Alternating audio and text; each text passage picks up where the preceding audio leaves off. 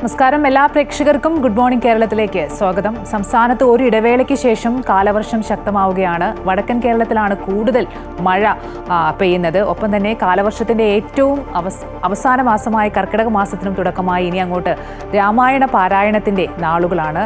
ഒരിക്കൽ കൂടി പ്രേക്ഷകർക്കെല്ലാം തന്നെ നല്ലൊരു ദിനം ആശംസിച്ചുകൊണ്ട് ഗുഡ് മോർണിംഗ് കേരളം ആരംഭിക്കുന്നു. ആദ്യം പ്രധാന തലക്കെട്ടുകൾ നോക്കാം.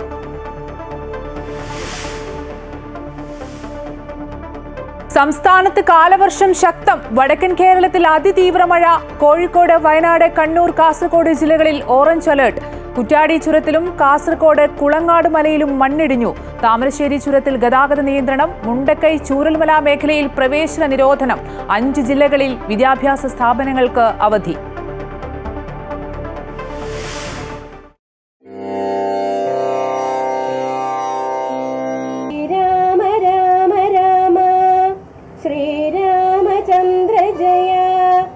ശ്രീരാമ രാമ രാമ ശ്രീരാമഭദ്ര ജയ. കർക്കിടകം പിറന്നു. ഇനി രാമകഥാശീലുകളാൽ മുഖരിതമാകുന്ന ദിനങ്ങൾ. രാമായണ മാസത്തെ വരവേറ്റ് നാട്.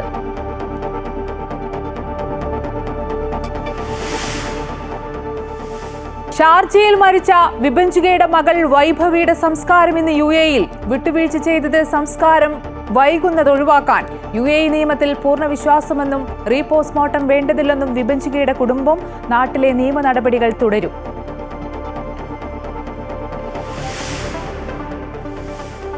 സർക്കാർ ആശുപത്രികളിലെ അനാസ്ഥ തുടരുന്നു. തൃശൂർ മെഡിക്കൽ കോളേജ് ആശുപത്രിയിൽ ഹൃദയ ശസ്ത്രക്രിയ നിലച്ചിട്ട് 1 മാസം. കോടികൾ ചെലവിട്ട് തുടങ്ങിയ അമ്പലപ്പുഴയിലെ സാമൂഹിക ആരോഗ്യ കേന്ദ്രത്തിലെ ഐസൊലേഷൻ കെട്ടിട നിർമ്മാണം പാതി വഴിയിൽ.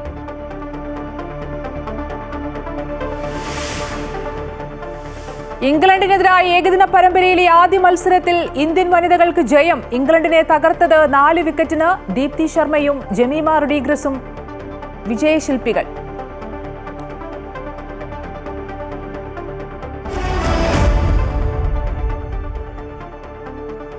തുടക്കത്തിൽ സൂചിപ്പിച്ച പോലെ തന്നെ സംസ്ഥാനത്ത് കാലവർഷം ശക്തമാവുകയാണ്. വടക്കൻ കേരളത്തിൽ അതിതീവ്ര മഴ തുടരുകയാണ്. കോഴിക്കോട് തൃക്കന്തോട് ഉരുൾപൊട്ടി. അതുപോലെ തന്നെ കുറ്റ്യാടി ചുരത്തിലും കാസർഗോഡ് കുളങ്ങാട് മലയിലും മണ്ണിടിഞ്ഞു. താമരശ്ശേരി ചുരത്തിൽ ഗതാഗത നിയന്ത്രണം ഏർപ്പെടുത്തിയിട്ടുണ്ട്. മുണ്ടക്കൈ ചൂരൽമല മേഖലയിൽ കനത്ത ജാഗ്രതയാണ്. പ്രവേശനം നിരോധിച്ചിരിക്കുകയാണ്. അതോടൊപ്പം തന്നെ കാസർഗോഡ് ജില്ലയിലേക്ക് വരികയാണെങ്കിൽ കണ്ണൂരും കാസർഗോഡും വയനാടും കോഴിക്കോട് ജില്ലകളിലെല്ലാം ഓറഞ്ച് അലേർട്ടാണ്. ഈ ജില്ലകളിലെയും തൃശൂർ ജില്ലയിലെയും വിദ്യാഭ്യാസ സ്ഥാപനങ്ങൾക്കും ഇന്ന് അവധിയാണ്. മുൻകൂട്ടി നിശ്ചയിച്ച പരീക്ഷകൾക്കൊന്നും മാറ്റമില്ല. കൂടുതൽ വിശദാംശങ്ങളുമായി MM രാകേഷ് ചേരുന്നുണ്ട്. രാകേഷ്, വടക്കൻ ജില്ലകളിലാണ് ഒരിടവേളയ്ക്ക് ശേഷം മഴ തീവ്രമാകുന്നത്. ഇപ്പോഴത്തെ ഒരു സാഹചര്യം എങ്ങനെയാണ്?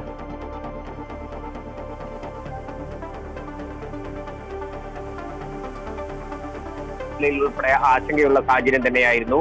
എന്നാൽ ഇന്ന് ഇപ്പോൾ നേരെ വിളിച്ചിരിക്കുന്ന സാഹചര്യത്തിൽ നഗരത്തിലൊന്നും തന്നെ മഴയില്ല. കിഴക്കൻ മലയോര മേഖലകളിൽ അതേസമയം തന്നെ മഴ പെയ്യുന്നുമുണ്ട്. ഏതായാലും താമരശ്ശേരി ചുരത്തിൽ ഇപ്പോൾ ഗതാഗത നിയന്ത്രണം ഏർപ്പെടുത്തിയിട്ടുണ്ട്. ഗതാഗത നിയന്ത്രണം ഏർപ്പെടുത്തിയത് കൂടാതെ കുറ്റ്യാടി ചുരത്തിൽ ഒപ്പം തന്നെ മണ്ണിടിയുന്ന സാഹചര്യം ഉണ്ടായിട്ടുണ്ട്. 10ാം വളവിലാണ് കുറ്റ്യാടി ചുരത്തിൽ മണ്ണിടിയുന്ന സാഹചര്യം ഉണ്ടായിട്ടുള്ളത്. 5 ജില്ലയിലെ വിദ്യാഭ്യാസ സ്ഥാപനങ്ങൾക്കാണ് അവധി പ്രഖ്യാപിച്ചിരിക്കുന്നത്.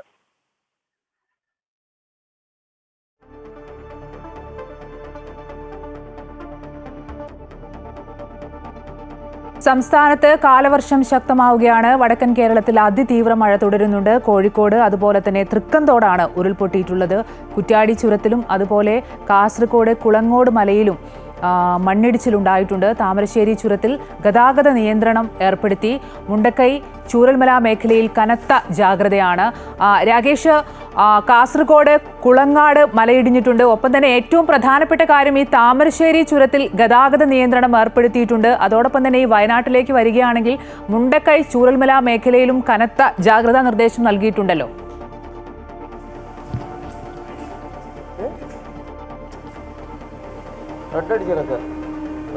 കാര്യമായിട്ടുള്ള ശ്രദ്ധ ഒന്നും തന്നെ സർക്കാരിൽ നിന്നും പതിഞ്ഞിട്ടില്ല എന്നുള്ള ആരോപണം ഉൾപ്പെടെ ഉള്ള പ്രദേശമാണ്. അതുകൊണ്ട് തന്നെ ജില്ലാ ഭരണകൂടം ഇത്തരം മേഖലകളിലേക്ക് വളരെ ശക്തമായ തരത്തിലുള്ള ഒരു അതിജാഗ്രത നിർദ്ദേശം തന്നെയാണ് നൽകിയിട്ടുള്ളത്. കൂടാതെ കോഴിക്കോട്ടെ കിഴക്കൻ മലയോര മേഖലയിലെ ടൂറിസം മേഖലകളിലേക്ക് ഉൾപ്പെടെ ആളുകളോട് പോകരുത് എന്നുള്ള കർശന നിർദ്ദേശവും നൽകിയിട്ടുണ്ട്. ഇതുകൂടാതെ ഈ 20-ാം തീയതി വരെ ശക്തമായ മഴ തുടരുന്ന ഒരു സാഹചര്യം മുൻകൂട്ടി കണ്ടുകൊണ്ട് തന്നെ വടക്കൻ കേരളത്തിലെ ജില്ലാ ഭരണകൂടങ്ങളെല്ലാം തന്നെ അതീവ ജാഗ്രതയോടുകൂടി തന്നെയാണ് ഈ കാലവർഷം കനത്തതിനെ നോക്കിക്കാണുന്നത്. ശരി, സംസ്ഥാനത്ത് കാലവർഷം ശക്തമാവുകയാണ്. വടക്കൻ കേരളത്തിൽ അതിതീവ്ര മഴയാണ് പെയ്യുന്നത്. കോഴിക്കോട് തൃക്കന്തോട് ഉരുൾപൊട്ടി, ഒപ്പം തന്നെ കുറ്റ്യാടി ചുരത്തിലും കാസർഗോഡ് കുളങ്ങാട് മലയിലുമൊക്കെ മണ്ണിടിച്ചിലുണ്ടായി. ഏറ്റവും പ്രധാനപ്പെട്ട കാര്യം, താമരശ്ശേരി ചുരത്തിൽ ഗതാഗത നിയന്ത്രണം ഏർപ്പെടുത്തിയിട്ടുണ്ട്. അതോടൊപ്പം തന്നെ മുണ്ടക്കൈ ചൂരൽമല മേഖലയിലൊക്കെ കനത്ത ജാഗ്രതയാണ്. അങ്ങോട്ടേക്കുള്ള പ്രവേശനമൊക്കെ നിരോധിച്ചിട്ടുണ്ട്. ഒപ്പം തന്നെ ഏറ്റവും പ്രധാനപ്പെട്ട കാര്യം, 5 ജില്ലകളിൽ ഇന്ന് വിദ്യാഭ്യാസ സ്ഥാപനങ്ങൾക്ക് അവധിയുണ്ട്. കാസർഗോഡ്, കണ്ണൂർ, വയനാട്, കോഴിക്കോട് ജില്ലകളിലെല്ലാം മഴ മുന്നറിയിപ്പ് ഓറഞ്ച് അലേർട്ടാണ്. തൃശൂർ ജില്ലയിലും വിദ്യാഭ്യാസ സ്ഥാപനങ്ങൾക്ക് അവധിയാണ്. മുൻകൂട്ടി നിശ്ചയിച്ച പരീക്ഷകൾക്കൊന്നും മാറ്റമില്ല. വിശദാംശങ്ങൾ നൽകുകയായിരുന്നു MM രാകേഷ്. രാമ രാമ രാമ രാമ രാമ രാമ പാഹി മാം.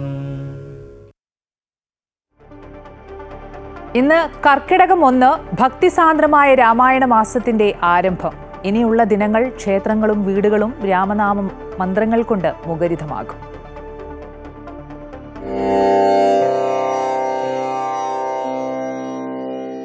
കർക്കിടക മാസത്തെ രാമായണ പാരായണം കൊണ്ട് ഭക്തിസാന്ദ്രമാക്കുന്ന ദിനങ്ങളാണിനി. ഇനിയുള്ള ഒരു മാസം വീടുകളും ക്ഷേത്രങ്ങളും രാമായണ പാരായണത്താൽ മുഖരിതമാകും. ശ്രീരാമ രാമ രാമ ശ്രീരാമചന്ദ്ര ജയ, ശ്രീരാമ രാമ രാമ ശ്രീരാമഭദ്ര ജയ. എന്തുകൊണ്ടും ഐശ്വര്യത്തിനെ വിളിച്ച് കയറ്റുകയാണ് കർക്കിടക മാസത്തിൽ. പിന്നെ ചിങ്ങം എന്ന് പറഞ്ഞാൽ നമ്മുടെ പുതുവർഷ ആരംഭമാണ്. അപ്പോൾ ആ ചിങ്ങത്തിനെ വരവേൽക്കാനും കൂടിയുള്ള ഒരു ഭക്തി നിറവോട് കൂടിയിട്ടുള്ള ഒരു മാസമായിട്ടാണ് നമ്മളിതിനെ പണ്ട് മുതലേ കണ്ടിരുന്നത്. ശരീരവും മനസ്സും ഒപ്പം പരിസരവും ശുദ്ധിയാക്കി ശ്രീ ഭഗവതിയെ വരവേൽക്കുമ്പോൾ അത് നല്ല നാളേക്ക് വേണ്ടിയുള്ള കാത്തിരിപ്പ് കൂടിയാണ്.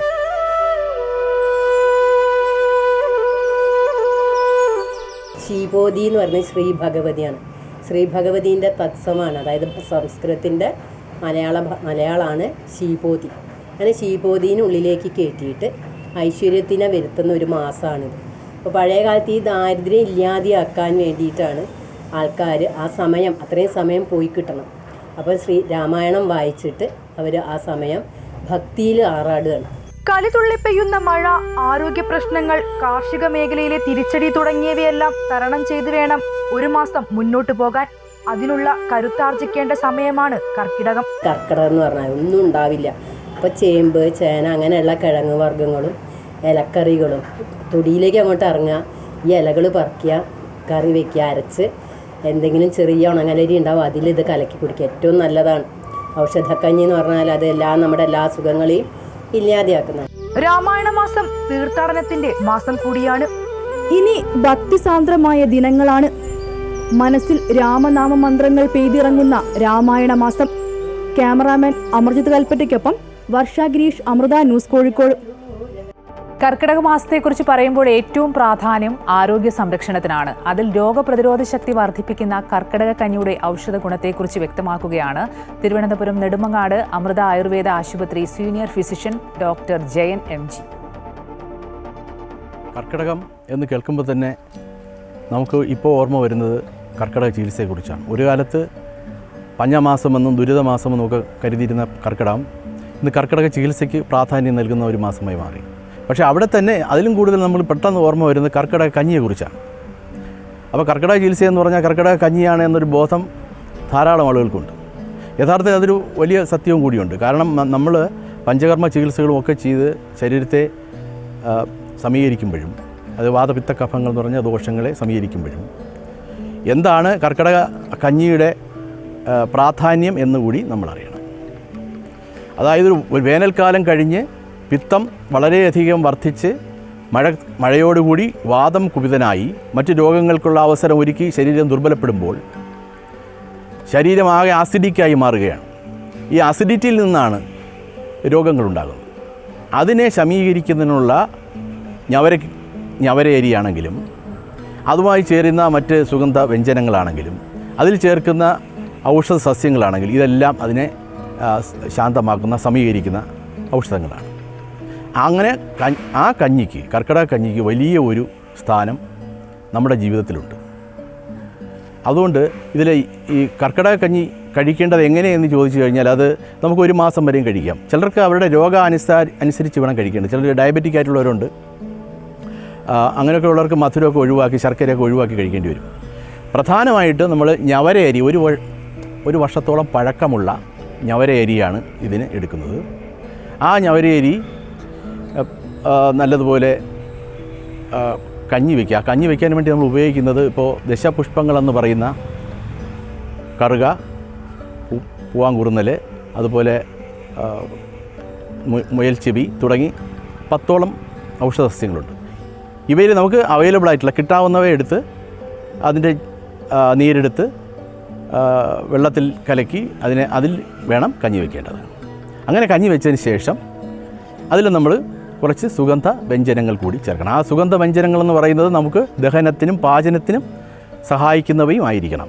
ആശാളി, ഇഞ്ചി, മല്ലി, ഉലുവ, അയമോദകം, കുരുമുളക് തുടങ്ങി പലതരം സുഗന്ധ വ്യഞ്ജനങ്ങൾ നമുക്ക് അവസ്ഥ അനുസരിച്ച് ഇതിൽ ഓരോരുത്തർക്കും അനുസരിച്ച് നമുക്ക് സെലക്ട് ചെയ്യാം.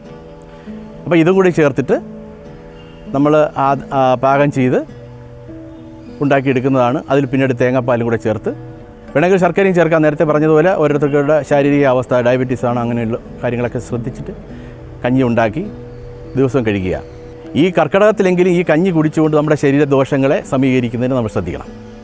അങ്ങനെ ഉള്ളിൽ ഈ ദീപനവും പാചനവുമായ കഞ്ഞി കുടിക്കുകയും അതുപോലെ തന്നെ ശോധന ക്രിയകൾ, അതായത് വമനം, വിരേചനം, നസ്യം തുടങ്ങിയ രക്തമോക്ഷം ആവശ്യമായി വന്നാൽ അതും ഒക്കെ ചെയ്തുകൊണ്ട് ശരീരത്തെ ആരോഗ്യത്തോട് നിലനിർത്താൻ കഴിഞ്ഞാൽ ഇന്ന് ഒരു രോഗങ്ങളും നമ്മളെ ബാധിക്കില്ല എന്നുള്ളത് ഒരു സത്യാവസ്ഥയാണ്. ഒപ്പം ഈ കർക്കിടക കഞ്ഞിയെ ഒരു അവജ്ഞയോടുകൂടി കാണുന്ന ആളുകൾക്ക് അതിൻ്റെ യാഥാർത്ഥ്യം, അതിൻ്റെ കരുത്ത്, അതിൻ്റെ ഗുണഫലങ്ങൾ ശരിക്കും അറിയില്ല എന്നുള്ളത് കൊണ്ട് തന്നെ അത് അറിഞ്ഞുകൊണ്ട് തുടരണം എന്നുകൂടി പറയുകയാണ്. ഇനി മറ്റ് പ്രധാനപ്പെട്ട വാർത്തകളിലേക്ക് വന്നാൽ, ഷാർജയിൽ ആത്മഹത്യ ചെയ്ത കൊല്ലം സ്വദേശി വിഭജികയുടെ മകൾ വൈഭവിയുടെ മൃതദേഹം ഇന്ന് സംസ്കരിക്കും. ദുബായിലെ ഇന്ത്യൻ കോൺസുലേറ്റിൽ നടന്ന ചർച്ചകൾക്കൊടുവിലാണ് തീരുമാനം. പോസ്റ്റ്മോർട്ടം നടപടികളെല്ലാം പൂർത്തിയായി വിഭജികയുടെ മൃതദേഹം നാട്ടിലേക്ക് കൊണ്ടുവരും. കുഞ്ഞിന്റെ സംസ്കാരം വൈകുന്നത് ഒഴിവാക്കാനാണ് വിട്ടുവീഴ്ച ചെയ്തതെന്ന് വിഭജികയുടെ കുടുംബം പറഞ്ഞു. കുഞ്ഞിനെ വെച്ച് മത്സരിച്ച് ഒന്നും നേടാനില്ല. 2 പേരുടെയും മൃതദേഹങ്ങൾ ഇതുവരെയും കാണാൻ കഴിഞ്ഞില്ലെന്നും കുടുംബം പറഞ്ഞു. ഇതുവരെ മൃതദേഹം കാണാൻ പോലും പറ്റിയിട്ടില്ല. അനുകമ്പയോടെ ഒരു വാക്കുപോലും നിധീഷിന്റെ കുടുംബത്തിന്റെ ഭാഗത്ത് നിന്ന് ഇതുവരെ ഉണ്ടായിട്ടില്ല. വിഭജികയുടെ മരണം ആത്മഹത്യ തന്നെ എന്നാണ് കുടുംബത്തെ അറിയിച്ചിരിക്കുന്നത്.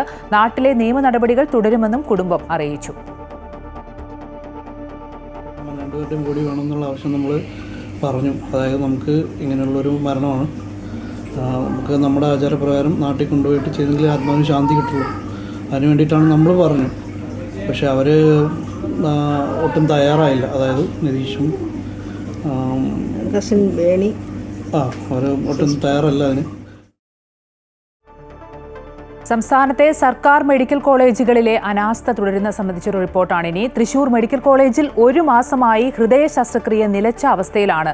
നിലവിൽ ഹൃദ്രോഗവുമായി എത്തുന്നവരെ മറ്റ് മെഡിക്കൽ കോളേജുകളിലേക്ക് അയക്കുന്ന നിലയിലാണ് കാര്യങ്ങൾ. ഹൃദയം തുറന്നുള്ള ശസ്ത്രക്രിയ കൈകാര്യം ചെയ്യുന്ന പെർഫ്യൂഷനിസ്റ്റിന് കാര്യക്ഷമതയില്ലെന്ന വകുപ്പ് മേധാവിയുടെ റിപ്പോർട്ടിനെ തുടർന്നാണ് വിദഗ്ധ സംഘം ആശുപത്രിയിൽ സന്ദർശനം നടത്തിയത്.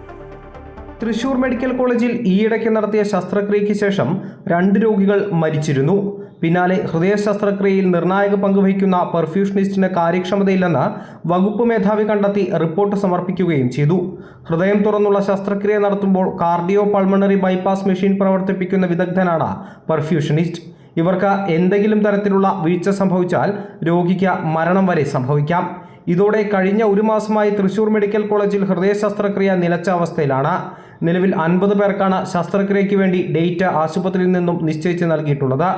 ഇതിൽ 8 രോഗികൾക്ക് ശസ്ത്രക്രിയയ്ക്ക് വേണ്ടി നിശ്ചയിച്ചിരുന്ന ഡേറ്റ് ഇതിനോടകം കഴിഞ്ഞു. നെഞ്ചുരോഗവുമായി ബന്ധപ്പെട്ട ആശുപത്രിയിലെത്തുന്നവരെ നിലവിൽ കോട്ടയം, കോഴിക്കോട് മെഡിക്കൽ കോളേജുകളിലേക്കാണ് തൃശൂരിൽ നിന്നും അയക്കുന്നത്. റിപ്പോർട്ടിന്റെ അടിസ്ഥാനത്തിൽ തൃശൂർ മെഡിക്കൽ കോളേജിൽ, കോഴിക്കോട് മെഡിക്കൽ കോളേജ് ഹൃദയ ശസ്ത്രക്രിയാ വിഭാഗം തലവൻ ഡോക്ടർ രാജേഷ്, ആലപ്പുഴ മെഡിക്കൽ കോളേജിലെ പെർഫ്യൂഷനിസ്റ്റ് എന്നിവരടങ്ങുന്ന വിദഗ്ധ സംഘം പരിശോധന നടത്തി മെഡിക്കൽ എഡ്യൂക്കേഷൻ ഡയറക്ടർക്ക് റിപ്പോർട്ട് സമർപ്പിച്ചിരുന്നു.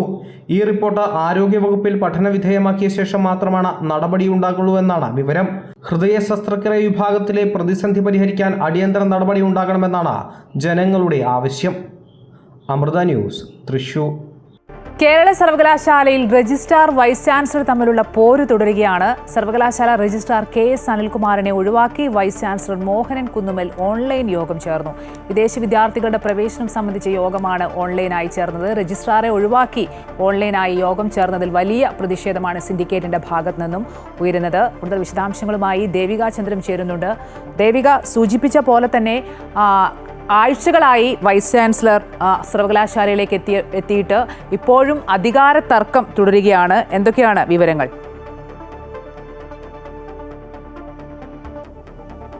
സർവകലാശാലയിൽ ഇത്തരത്തിൽ രജിസ്ട്രാർ, വൈസ് ചാൻസലർ പോര് ഇങ്ങനെ തുടരുകയാണ്. ഇത്തരത്തിൽ പോര് തുടരുമ്പോൾ തുലാസിലാകുന്നത് വിദ്യാർത്ഥികളുടെ ജീവിതം തന്നെയാണ്.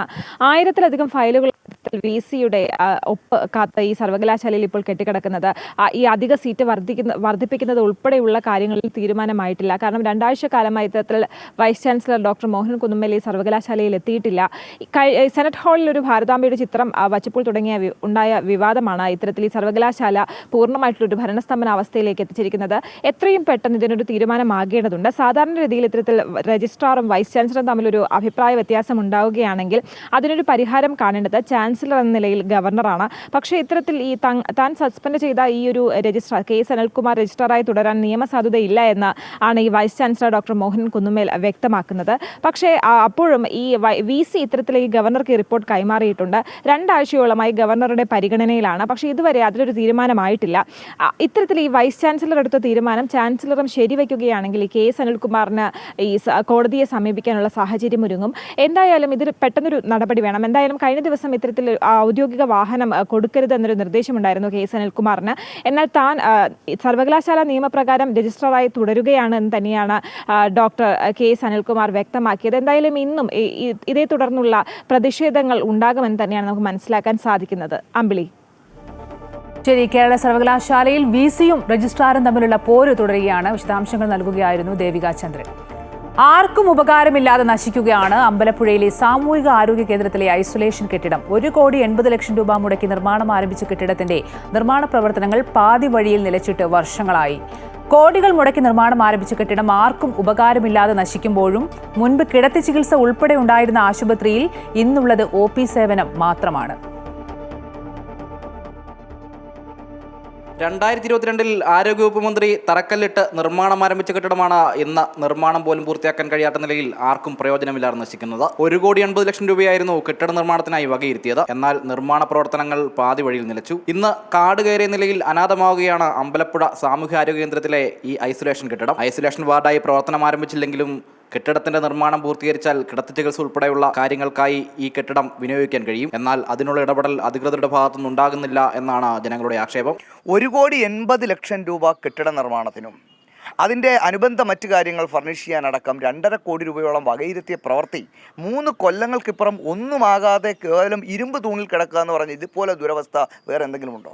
ഇവിടെ കേരളത്തിൽ നമ്പർ 1 ആണ് ആരോഗ്യ കേരളം എന്ന് പറയുന്ന ഈ സമയത്ത് കോട്ടയത്തടക്കമുള്ള, തിരുവനന്തപുരം അടക്കമുള്ള മെഡിക്കൽ കോളേജിലെ, ആലപ്പുഴ മെഡിക്കൽ കോളേജിലെ ദുരവസ്ഥ ചർച്ച ചെയ്യുമ്പോൾ സാധാരണപ്പെട്ട ആളുകൾ, 100 കണക്കിന് ആളുകൾ ആശ്രയിക്കുന്ന അമ്പലപ്പുഴ ഫാമിലി ഹെൽത്ത് സെൻ്ററായി അപ്ഗ്രേഡ് ചെയ്യപ്പെട്ട ഈ സ്ഥാപനത്തിൽ ഇത്രയേറെ പ്രതിസന്ധിയാണ് നിലനിൽക്കുന്നതെന്ന് പറയുമ്പോൾ വളരെ പ്രയാസം തോന്നുന്നു.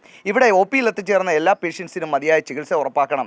അവർക്ക് വേണ്ടിയിട്ടുള്ള സൗകര്യങ്ങൾ മെച്ചപ്പെടുത്തുവാൻ ഇവിടെ പണം അനുവദിക്കപ്പെട്ട് പില്ലറിൽ നിർത്തപ്പെട്ട ഈ സ്ഥാപനത്തെ അടിയന്തരമായി അത് ഏത് തരത്തിലാണോ വിഭാവനം ചെയ്തിട്ടുള്ളത് ആ തരത്തിൽ പൂർത്തീകരിക്കുവാൻ ഗവൺമെൻറ്റും അധികാരികളും തയ്യാറാവണമെന്നാണ് ഈ സമയത്ത് നമുക്ക് പറയാനുള്ളത്. മുൻപ് മെഡിക്കൽ കോളേജ് ഹെൽത്ത് യൂണിറ്റായും അർബൻ ഹെൽത്ത് ട്രെയിനിങ് സെൻ്ററായും പ്രവർത്തിച്ചിരുന്ന ആശുപത്രിയിൽ കിടത്തി ചികിത്സ ഉൾപ്പെടെയുള്ള സൗകര്യങ്ങൾ ഉണ്ടായിരുന്നു. 1998 വരെ ഗൈനക്കോളജി വിഭാഗവും പ്രവർത്തിച്ചിരുന്ന ആശുപത്രിയാണ് ഇപ്പോൾ OP സേവനം മാത്രമായി ചുരുങ്ങിയിരിക്കുന്നത്. പലപ്പോഴും ഫാർമസിയിൽ മരുന്നുകളുടെയും ജീവനക്കാരുടെയും ലഭ്യത കുറവുണ്ട്. ആരോഗ്യവകുപ്പ് കൃത്യമായ ഇടപെടൽ നടത്തി 24 മണിക്കൂർ സേവനം ലഭ്യമാക്കിയാൽ ആലപ്പുഴ മെഡിക്കൽ കോളേജിലെ രോഗികളുടെ തിരക്കിന് ഒരു പരിധിവരെ പരിഹാരമാകുമെന്നാണ് ജനങ്ങളുടെ അഭിപ്രായം. Amrita news, Alappuzha. Janaki V versus state of Kerala ഇന്ന് തിയേറ്ററുകളിൽ സെൻസറിംഗ് നടപടികൾ പൂർത്തിയാക്കി US16+ സർട്ടിഫിക്കറ്റോടുകൂടിയാണ് JSK പ്രേക്ഷകരിലേക്ക് എത്തുന്നത്. വിവാദങ്ങൾക്കും ഏറെ അനിശ്ചിതത്വത്തിനും പിന്നാലെയാണ് ചിത്രത്തിന് പ്രദർശനാനുമതി ലഭിച്ചത്. Janaki versus state of Kerala എന്ന പേര് Janaki V versus state of Kerala എന്നാക്കുക മാത്രമല്ല, കോടതി വിസ്താര രംഗത്തെ 8 രംഗങ്ങളിൽ ജാനകി എന്ന പേര് സിനിമയിൽ നിന്ന് മ്യൂട്ട് ചെയ്തിട്ടുമുണ്ട്. രാമായണത്തിലെ സീതയുടെ കഥാപാത്രമായി സാദൃശ്യമുള്ള ജാനകി എന്ന പേര് പ്രദർശിപ്പിക്കാൻ കഴിയില്ലെന്ന് ചൂണ്ടിക്കാട്ടിയായിരുന്നു സെൻസർ ബോർഡ് ജൂൺ 27 പ്രദർശനാനുമതി നിഷേധിച്ചത്. മലയാളം, തമിഴ്, തെലുങ്ക്, ഹിന്ദി പതിപ്പുകളാണ് ഒന്നിച്ച് തിയേറ്ററുകളിൽ റിലീസ് ചെയ്യുന്നത്. ഹൈക്കോടതിയിലെ ധാരണ പ്രകാരമാണ് പേരുമാറ്റമെന്ന നിലപാടിലേക്ക് അണിയറ പ്രവർത്തകരെത്തിയത്.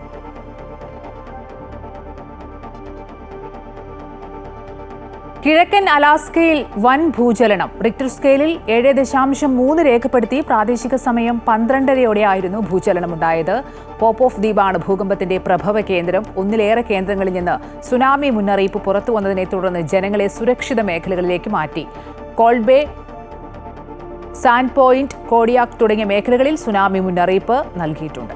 ഇനി ഓഹരി വിപണിയുടെ വിലയിരുത്തലാണ്. വിപണി വിലയിരുത്തലുമായി ജിയോജിത് ഫിനാൻഷ്യൽ സർവീസസിലെ സീനിയർ ഇൻവെസ്റ്റ്മെന്റ് സ്ട്രാറ്റജിസ്റ്റും ജനറൽ മാനേജറുമായി കെ ദിലീപ് ചേരുന്നു. Shri Dileep, good morning. കേരളത്തിലേക്ക് സ്വാഗതം. ഇന്നത്തെ വിപണിയിൽ എന്തൊക്കെ പ്രതീക്ഷിക്കാം? ഇന്നും നേട്ടത്തിൽ തന്നെയായിരിക്കും വ്യാപാരം തുടങ്ങുക. ഇന്നലെ വ്യാപാരത്തിലുടനീളം നേട്ടം നിലനിന്ന് വ്യാപാരം നടക്കുകയും ഒട്ടുമിക്ക മേഖലകളിലും നേട്ടത്തോടുകൂടി വ്യാപാരം അവസാനിപ്പിക്കുകയും ചെയ്തു. മുൻനിര സൂചികയായ നിഫ്റ്റി 25,200 എന്ന നിലവാരത്തിലേക്ക് എത്തുകയും ചെയ്തു. വരും ദിവസങ്ങളിലും സമാനമായ രീതിയിൽ നിക്ഷേപ താല്പര്യം തുടരുകയാണെങ്കിൽ തീർച്ചയായും വിപണി മുന്നോട്ട് നീങ്ങാനുള്ള എല്ലാ സാധ്യതകളുമുണ്ട്. അതിന് പ്രേരകമായിട്ടുള്ള രീതിയിൽ തന്നെയാണ് ആഭ്യന്തര ഘടകങ്ങൾ നിലനിൽക്കുന്നതും. പ്രത്യേകിച്ചും പണപ്പെരുപ്പ നിരക്ക് കുറഞ്ഞത് ബാങ്കിങ് മേഖലയിൽ ഒരു ഉണർവുണ്ടാക്കിയിട്ടുണ്ട്. ഇനി അടുത്തത് ബാങ്കിങ് മേഖലയിലെ ചില പ്രധാനപ്പെട്ട കമ്പനികളുടെ പ്രവർത്തന ഫലങ്ങളാണ്. Axis bank, HDFC bank, ICICI bank തുടങ്ങിയ ബാങ്കുകളുടെ പ്രവർത്തന ഫലങ്ങൾ വരുന്ന മുറയ്ക്ക് ബാങ്കിങ് മേഖലയിൽ ഒരു കൂടുതൽ നീക്കങ്ങൾ ഉണ്ടാവാനുള്ള സാധ്യതയുണ്ട്. മികച്ച പ്രവർത്തന ഫലങ്ങളാണെങ്കിൽ തീർച്ചയായും അത് ബാങ്കിങ് മേഖലയ്ക്ക് സഹായമാവുകയും ചെയ്യും. IT മേഖലയിലെ പ്രവർത്തന ഫലം ഉണ്ടാക്കിയിട്ടുള്ള ഒരു വിൽപ്പനയായിരുന്നു കഴിഞ്ഞ ദിവസങ്ങളിൽ വിപണിയെ ബാധിച്ചിരുന്നെങ്കിൽ ഇനി വരും ദിവസങ്ങളിൽ ബാങ്കിങ് മേഖലയിലെ പ്രവർത്തന ഫലങ്ങൾക്കനുസരിച്ചുള്ള നീക്കമായിരിക്കും വിപണിയിൽ ഉണ്ടാവുക. അതേസമയം വിദേശ നിക്ഷേപ സ്ഥാപനങ്ങൾ ഇന്നലെയും വിപണിയിൽ വിൽപ്പനയിലായിരുന്നു. കഴിഞ്ഞ ദിവസം ഒരു ദിവസം വിപണിയിൽ അറ്റ നിക്ഷേപത്തിൽ നീങ്ങിയെങ്കിൽ കൂടിയും ഇന്നലെയും അവർ അറ്റ വിൽപ്പനയിലായിരുന്നു. ഒപ്പം തന്നെ ആഭ്യന്തര നിക്ഷേപ സ്ഥാപനങ്ങൾ അതിനോടൊപ്പം നിക്ഷേപത്തിലായിരുന്നതാണ് വിപണിയെ മുന്നോട്ട് നീങ്ങുന്നതിന് പ്രേരകമായി പ്രവർത്തിച്ചത്. വരും ദിവസങ്ങളിലും നിക്ഷേപ സ്ഥാപനങ്ങളുടെ നിലപാടുകളും വിപണിയുടെ നീക്കത്തിൽ നിർണായകമായിരിക്കും. ഇന്നെന്തായാലും നേട്ടത്തിലായിരിക്കും വ്യാപാരം തുടങ്ങുക. വളരെ ഉയർന്ന തോതിലുള്ള കയറ്റങ്ങൾ പ്രതീക്ഷിക്കുന്നുമുണ്ട്. ശരി, ജിയോജിത് ഫിനാൻഷ്യൽ സർവീസസിലെ സീനിയർ ഇൻവെസ്റ്റ്മെന്റ് സ്ട്രാറ്റജിസ്റ്റും ജനറൽ മാനേജറുമായ കെ ദിലീപാണ് ഓഹരി വിപണി വിലയിരുത്തിയത്. മറ്റു വാർത്തകളിലേക്ക് വന്നാൽ, യമൻ തീരത്ത് ചെങ്കടലിൽ ഹൂതികൾ ആക്രമിച്ചു മുക്കിയ കപ്പലിൽ നിന്ന് കടലിൽ ചാടിയ മലയാളിയെ കാണാതായി. ആലപ്പുഴ പത്തിയൂർക്കാല ശ്രീജാലയത്തിൽ അനിൽകുമാർ രവീന്ദ്രനെയാണ് 10 ദിവസം മുമ്പ് കാണാതായത്. കപ്പലിലെ സെക്യൂരിറ്റി ഓഫീസറായിരുന്നു 58-കാരനായ അനിൽകുമാർ. അനിൽകുമാറിനെ കാണാതായത് കഴിഞ്ഞ ദിവസമാണ്. സൗദിയിലെ ഇന്ത്യൻ എംബസി കുടുംബത്തെ അറിയിച്ചത്. 21 പേരാണ് കപ്പലിൽ ഉണ്ടായിരുന്നത്. അനിൽകുമാറിനെ കൂടാതെ തിരുവനന്തപുരം പാറശാല സ്വദേശി അഗസ്റ്റിനും കപ്പലിൽ ഉണ്ടായിരുന്നു. ആക്രമണത്തിനിടെ റഷ്യൻ സ്വദേശിയായ ക്യാപ്റ്റനും അഗസ്റ്റിനും ലൈഫ് ജാക്കറ്റ് ഇട്ട് കടലിലേക്ക് ചാടുകയായിരുന്നു. ക്യാപ്റ്റനെയും അഗസ്റ്റിനെയും രക്ഷപ്പെടുത്തി. കപ്പലിലുണ്ടായിരുന്ന 9 പേരെ ഹൂതികൾ തട്ടിക്കൊണ്ടുപോയതായി വിവരമുണ്ട്. ഇതിൽ അനിൽകുമാർ ഉൾപ്പെട്ടിട്ടുണ്ടോ എന്ന് വ്യക്തമായിട്ടില്ല.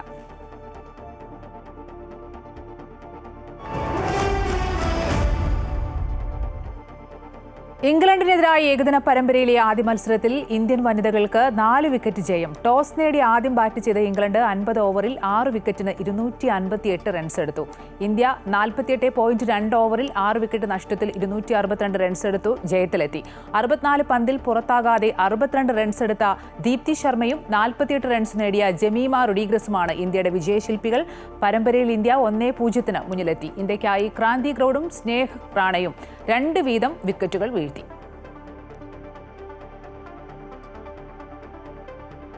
ഇതോടെ ഇന്നത്തെ ഗുഡ് മോർണിംഗ് കേരളം പൂർണ്ണമാവുകയാണ്. കൂടുതൽ വാർത്തകൾക്കും വിശദാംശങ്ങൾക്കും അമൃത ന്യൂസ് യൂട്യൂബ് കാണുക. നമസ്കാരം.